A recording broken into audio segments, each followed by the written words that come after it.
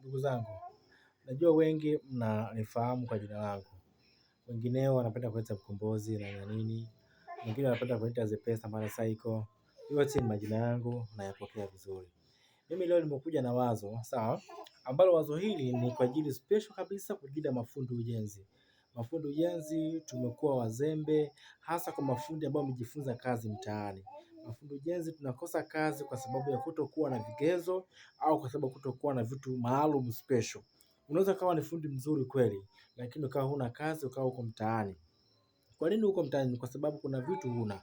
Ukishakuwa fundi ujenzi, unajiamini wewe ni fundi sahihi na ni fundi kamili na una kila kitu unachoona mimi katika ujuzi wako. Hakikisha unakuwa na vyeti vya ufundi. Lakini kama unaamini wewe ni fundi mzuri, hakikisha unakuwa na vyeti vya ufundi. Na pia hakikisha unakuwa na namba ya NIDA au kitambulisho cha NIDA. Pia hakikisha unakuwa na kitambulisho cha mpiga kura.